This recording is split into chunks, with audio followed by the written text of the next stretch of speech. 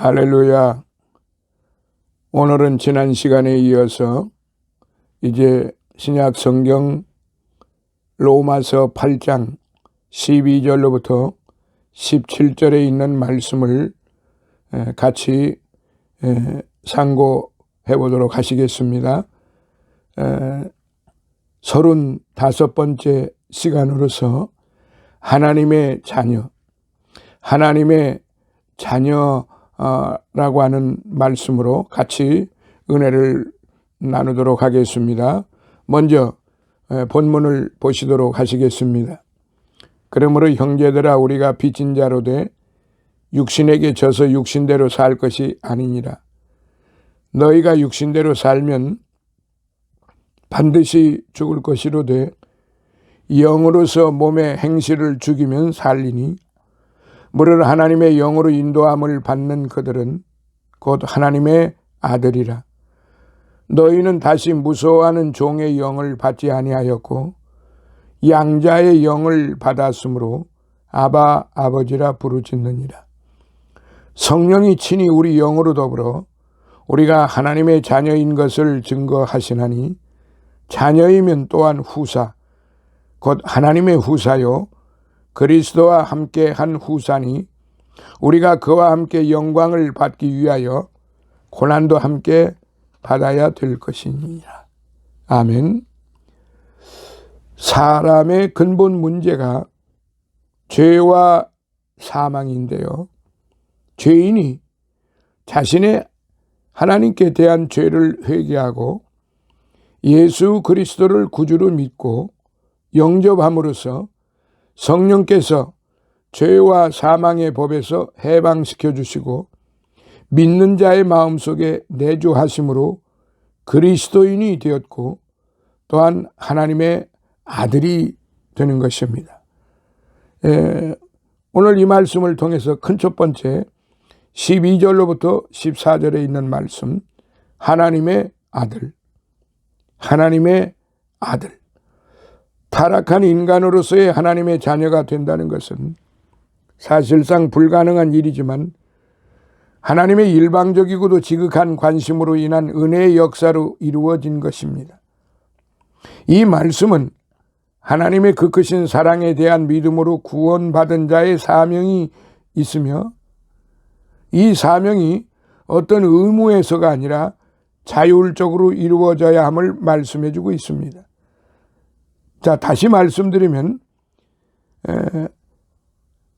하나님의 일방적이고도 지극한 관심으로 인한 은혜의 역사로 이루어진 것입니다. 이 말씀은 하나님의 그 크신 사랑에 대한 믿음으로 구원받은 자들의 사명이 있으며, 이 사명이 어떤 의무에서가 아니라 자율적으로 이루어져야 함을 말씀해 주고 계십니다. 자, 12절 작은 첫 번째로 그리스도인의 삶의 자세. 그리스도인의 삶의 자세.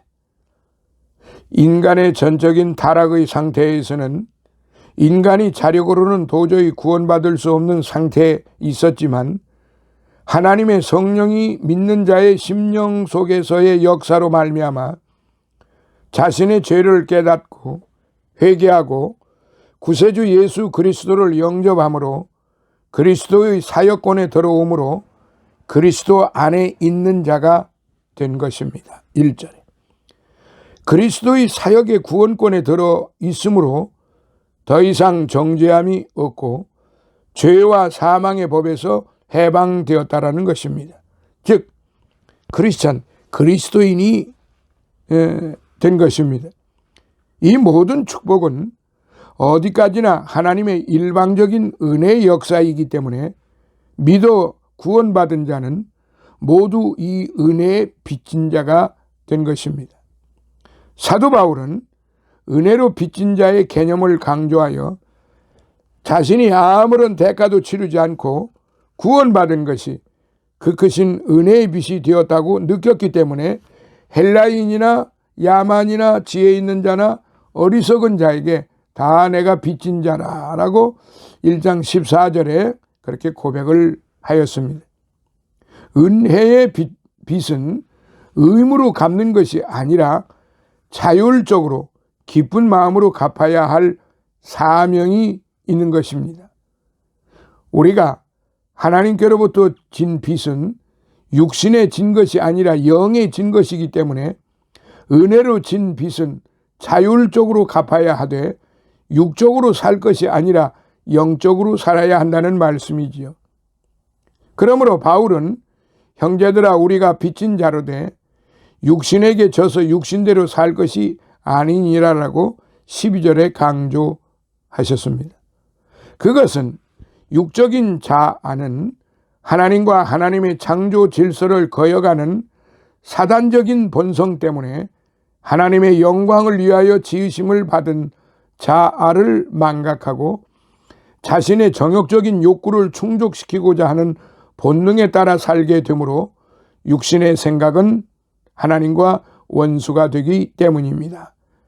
7절에 바울이 그리스도와의 연합이 되는 구원의 체험을 한 다음에도 이 육적인 자아 때문에 심령 속에서의 심한 갈등을 느꼈기 때문에 나는 곤고한 사람이라고 고백을 하였습니다.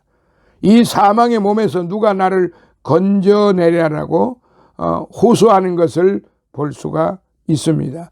7장 24절에 그것은 바울의 고백과 같이 내 지체 속에서 한 다른 법이 내 마음의 법과 싸워 내 지체 속에 있는 죄의 법 아래로 나를 사로잡아 오는 것이라고 7장 23절 보았기 때문입니다. 이제 하나님의 은혜로 구원받았으면 다시는 하나님께 반항하는 죄의 법에 끌려가지 말아야 하기 때문에 육신대로 살면 안 된다는 경고를 주신 것입니다. 자, 작은 두 번째로 13절로부터 14절 하나님의 영으로 인도받는 자. 하나님의 영으로 인도받는 자. 믿음으로 구원받은 후에는 사람이 여전히 하나님께 대항하는 죄의 습성을 따르는 정욕적인 육신의 생활을 하지 말아야 하는 것은 너무나도 당연한 일이기 때문에 자아중심주의적인 정욕에 육신대로 살 것이 아니라는 것입니다. 그것은 너희가 육신대로 살면 반드시 죽을 것이기 때문입니다. 육신대로 사는 길은 자신의 탐심을 따라 살게 마련인데 이 탐심은 우상숭배라고 골로새서 3장 5절에 말씀한 대로 이 자신의 탐심이 곧 하나님을 거역하는 장본인이며 하나님의 뜻을 거역하게 함으로써 죽음의 길로 인도하게 된다는 말씀이지요.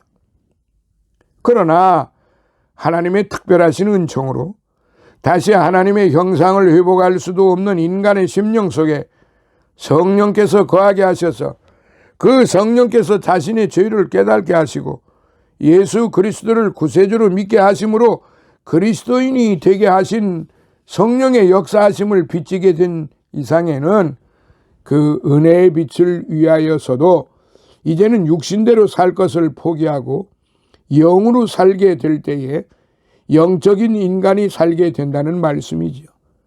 그러므로 사도는 본문에서 영으로서 몸의 행실을 죽이면 살리라 8장 13절에 강조하여 말씀하신 겁니다. 이렇게 하나님의 영으로 인도함을 받는 그들은 곧 하나님의 아들이라는 것이죠. 14절에 8장 14절입니다. 그것은 그리스도인이면 누구나 이미 하나님의 영으로나 그리스도의 영이라고 표현된 성령의 내주하심과 인도하심을 받고 있기 때문에 그는 이미 그리스도인이며 하나님의 자녀가 된 것입니다. 이렇게 하나님의 아들이 되는 것이 종교의식에 참여했다거나 몇 년의 기한을 그 종교를 믿었다는 외형적인 종교적인 이력에 의하여서가 아니라 성령의 인도하심을 따르는 내적인 변화의 역사를 따라 이루어진다는 말씀이지요. 그러므로 성경은 이렇게 하나님의 자녀가 되는 것은 혈통으로나 육정으로나 사람의 뜻으로 나지 아니하고 오직 하나님께로서 난 자들 요한복음 1장 13절에 증거하고 있고, 이렇게 새 생명으로 거듭난 것이 썩어질 씨로 된 것이 아니요 썩지 아니할 씨로 된 것이니 하나님의 살아있고 항상 있는 말씀으로 된 것이라고 베드로전서 1장 23절에 그렇게 말씀을 하고 있습니다. 사람이 하나님의 자녀가 되고 보면 자신은 이미 영원한 구원을 받았으므로 다시는 무서운 멸망으로 떨어지지 않았으므로 이제는 자발적으로 자신을 통하여 섭리하시는 하나님의 뜻을 성취할 사명의식을 가지는 하나님의 아들, 즉 선교 사명의식을 가지는 하나님의 아들이 되어야 한다는 말씀이에요. 자, 큰 두 번째로 15절로부터 17절. 하나님 아버지 천지 만물을 창조하시고 모든 인간의 역사를 주장하시는 우주에 대한 절대 주권자이신 하나님은 멀리 높은 보좌에 앉아 계셔서 통치하시는 분이 아니시고 모든 믿는 자들의 아버지가 되신다는 개념은 다른 종교에서 찾아볼 수 없는 은혜스러운 개념인 것이 틀림이 없습니다. 자, 이제 작은 첫 번째, 아바 아버지. 8장 15절. 아바 아버지. 인간이 타락한 이후로 오늘날까지 사람이 예수님을 구세주로 영접하기 전까지는 다 한결같이 지금 불순종의 아들들 가운데에서 역사하는 영인 악령의 지배를 받아 죄의 종으로 살게 마련이었습니다. 이렇게 사단의 종으로 살게 되었던 인생이 믿음으로 하나님의 은혜 속에 살게 될 때는 다시 무서워하는 종의 영을 받지 아니하였다고 하였습니다. 종의 영은 사람을 죄로 말미암아 죄에 예속시켜서 묶어놓는 악령을 말하는 것으로서 이제 그리스도 안에서 새롭게 거듭난 새 생명을 소유한 사람은 다시는 이 종의 영을 받지 않는다는 말씀입니다. 그 대신에 그리스도인들이 받는 영은 성령의 내주하심으로 그리스도인은 하나님의 성전이 되었기 때문에 고린도전서 3장 16절 하나님의 자녀로 입적을 받게 되는 양자의 영을 받는다고 하였습니다. 성경 본문에 나오는 종의 영과 양자의 영은 둘 다 영을 받은 결과로서의 사람이 영적으로 처하게 되는 신분과 관계되게 언급하셨는데 서로가 대립되는 사역과 위치에 있는 영을 말하는 것으로서 분명히 전자는 악령이요 후자는 성령을 가르쳐 말씀한 것입니다. 악령의 역사는 우리를 죄의 종의 신분으로 떨어뜨려 놓았고 성령의 역사는 우리를 하나님의 자녀의 신분으로 올려놓은 것이 사실입니다. 이제 우리 믿음으로 구원받은 그리스도인들은 하나님의 자녀로 입적할 수 있는 양자의 영을 받았으므로 이제는 누구나 그리스도인이면 자신에게 영적인 새 생명을 주셔서 하나님께로서 난 자가 되었으므로 하나님을 향하여 중동 지방에서 예수님 당시에 아바라 불렀던 아버지라고 부를 수 있게 되었다는 말씀입니다. 그것은 과거에는 사람은 누구나 하나님 앞에 설 수도 없었지만 이제는 성령의 내재하심으로 믿음으로 의로워지고 하나님을 향하여 구원받은 하나님의 자녀의 신분의 입장에서 아버지라고 부를 수 있게 되었다는 것입니다. 여기에 하나님의 참된 축복을 체험하게 하시는 사실을 볼 수가 있습니다. 원래 아버지라는 말은 생명을 주신 분, 라이프 기브라는 뜻이 있으므로 사람이 자신에게 육신의 생명을 주신 분을 향하여 아버지라고 부른다고 하여도 어색하지 않고 자연스러운 것처럼 우리가 성령의 역사하심으로 믿음으로 의로워지고 거듭나서 영적인 생명을 하나님께로부터 얻게 되어 하나님께로서 난 자들이라 요한복음 1장 13절의 말씀처럼 되었으므로 하나님을 향하여 아버지라고 부르는 것이 또한 자연스러운 일이 아닐 수가 없는 것입니다. 이 하나님 아버지의 사상은 사도 바울의 독창적인 사상이 아니라 구약 시대로부터 내려온 뿌리 깊은 사상인 것을 알 수가 있습니다. 이사야 선지자도 주는 우리 아버지시라, 아브라함은 우리를 모르고 이스라엘은 우리를 인정치 아니할지라도 여호와여 주는 우리 아버지시라, 이사야서 63장 16절에 말씀한 것을 볼 수가 있습니다. 작은 두 번째 16절로부터 17절, 성령의 증거. 성령의 증거. 우리가 믿음으로 하나님께로 난 자로서 하나님의 자녀가 되었다는 사실은 성도들의 심령 깊이에서 영적인 역사의 처음부터 그 역사의 사역을 주도하였던 성령께서 친히 증거하여 주심으로 확신을 가질 수 있기 때문에 본문에 성령이 친히 우리 영으로 더불어 우리가 하나님의 자녀인 것을 증거하신다라고 16절에 그렇게 말씀을 하셨습니다. 언제나 모든 증거에서 여러 가지 확증되는 호적과 같은 문서나 계약서 같은 문서의 확증도 중요하지만 성령의 내적인 증거를 통해 주시는 확증이 가장 기본적이고도 중요한 증거가 되는 것이 사실입니다. 사람이 한 사람의 자녀로 태어나는 순간부터 그 집안의 자녀의 신분을 소유하였기 때문에 그 부친으로부터의 모든 기업의 상속자가 되는 것이 당연한 일이에요. 그리스도인들이 영적인 하나님의 자녀가 되었으면 그 하나님의 자녀의 신분 자체도 하나님께 반항했던 인류에게는 과분한 축복인 것이 사실이지만 그 위에다가 하나님 나라의 기업을 상속받는 하나님의 후사가 되는 축복을 당연히 받게 되는 것입니다.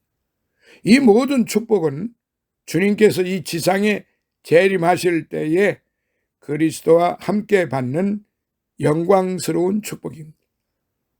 우리가 여기서 한 가지 기억할 것은 우리가 이와 같이 분에 넘치는 하나님의 축복에 참여하여 하나님 나라의 기업을 그리스도와 함께 상속을 받게 되는데, 하나님 나라의 기업의 상속자는 장차 주님께서 재림하실 때에 그리스도와 함께 영광을 받기 위하여 고난도 함께 받아야 될 것이라는 말씀입니다. 17절에 아직도 사단이 지배하는 이 세상에서는 그리스도인들이 그리스도의 증인으로 하나님의 사역에 참여하는 일에는 많은 시련과 고난과 핍박이 있다는 사실을 인식하고 그리스도의 남은 고난, 골로새서 1장 24절에 참여하는 자세를 가질 때에 떳떳이 장차 받은 그리스도의 영광에 참여할 수도 있다는 말씀이에요.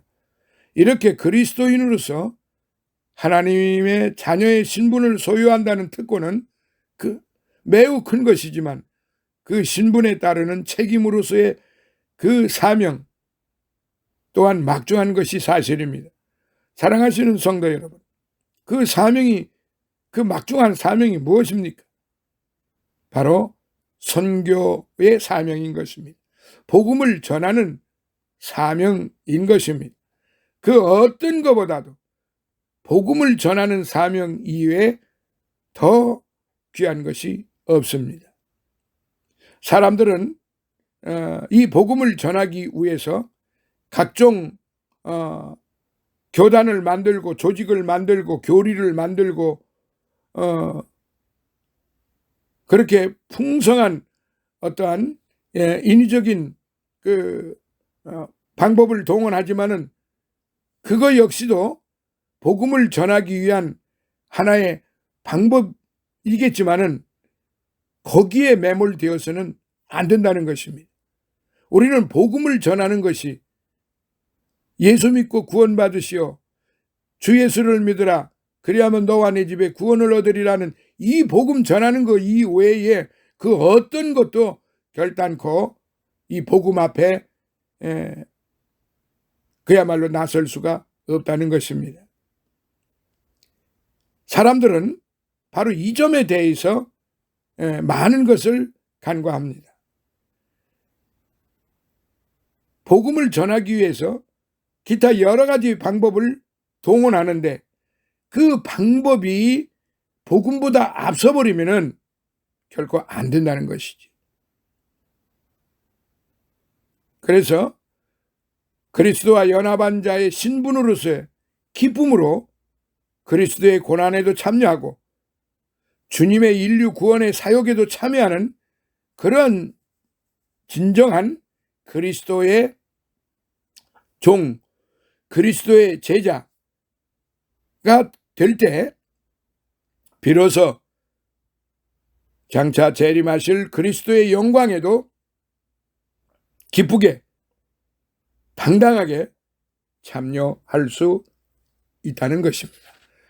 이 말씀을 우리가 마음속에 되새겨서 정말로 하나님의 자녀로서 우리가 해야 할 일이 무엇인가, 하나님의 자녀로서 우리가 마땅히 해야 할 일이 무엇인가, 그건 오직